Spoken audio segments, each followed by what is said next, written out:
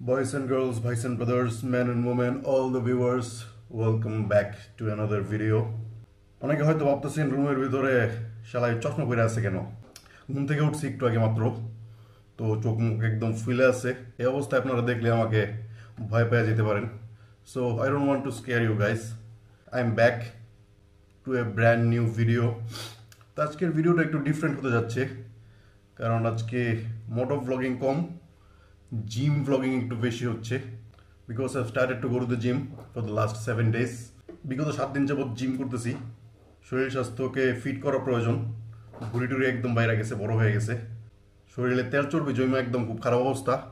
তো এগুলো কমাইতে হবে, একটু শরীর স্বাস্থ্য ফিট করতে হবে, এটা হচ্ছে গোল। তো আজকের ভিডিওতে হালকা টুকিটাকি জিম দেখানোর চেষ্টা করব। জিমটা খুব একটা আহামরি না হইলেও ইকুইপমেন্ট মোটামুটি আছে যেগুলো দরকার।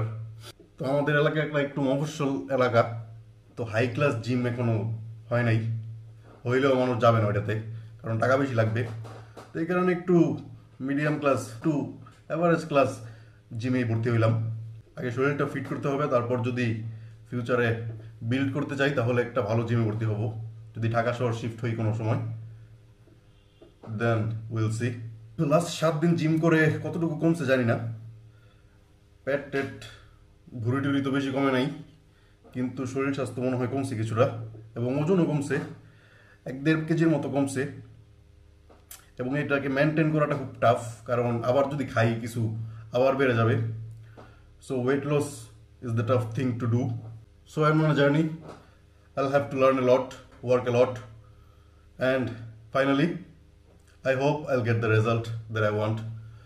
প্রথম 2 দিন একটু পেইন লাগছিল, শরীরে জয়েন্টে ব্যথা করছে, পায়ের মধ্যে, তারপর হাতের এই জায়গায় প্রচুর পরিমাণে ব্যথা করছে। But as they say, no pain no gain. কিন্তু এখন আর তেমন একটা ব্যথা ট্যাথা নাই, পেইনও তেমন একটা নাই, যেহেতু রেগুলার হয়ে গেছি, রেগুলার জিম করতেছি, ব্যথার উপর দিয়ে ব্যথা দিছি, যেই কারণে ব্যথার ফিলটা এখন আর নাই। So let's see what happens in the future. তো এখন আর বেশি বকবক করবো না, এখানে বাসা থেকে বের হব, জিমে যাব, কথা হবে রাস্তায়। Let's go. চলে আসলাম রাস্তায়। বাসা থেকে জিম খুব একটা বেশি দূরে না, অনলি 5 কিলোমিটার্স। তো 5 কিলোমিটার কম শোনা এলো, মোটামুটি একটু দূরেই আছে, হেঁটে হেঁটে যাওয়া পসিবল না। অবশ্যই আমার একটা সাইকেল আছে, সাইকেল চালিয়ে যাওয়া পসিবল, কিন্তু ওটা তো একটা ঝামেলা আছে, সাইকেলে ব্রেক নষ্ট, এবং যেই রোড হয়ে যাওয়া লাগে ওইটা হাইওয়ে রোড, বাস টাস যে কোনো সময় ধাক্কা টাক্কা মেরে দিতে পারে। তো বাইকেই কমফোর্টেবল বেশিরভাগ আমি। এখন রাস্তায় হাঁটতেও ভয় লাগে, হাঁটাহাঁটির চেয়ে আমি বাইক প্রেফার করি বেশি। হাঁটার চেয়ে বাইকে কমফোর্টেবল লাগে আমার রাইডিংয়ের সময়। হাঁটতে গেলে ভয় লাগে কোন সময় কোন দিক দিয়ে মেরে দেয়, তো বাইকে ওইটা একদমই লাগে না। যাই হোক, শীত চলে গেল ফাইনালি, কিন্তু রাইডিংয়ের সময় হালকা হালকা একটু ঠান্ডা লাগে, but it's not that bad.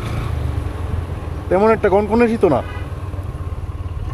খুব রাতের বেলা একটু শীত পড়ে, তাছাড়া মোটামুটি এখন পরিবেশ একদম নাতিশীতোষ্ণ, শীতও না গরমও না। I am here at the gym, let's work out now and talk to you guys later. See some workout videos.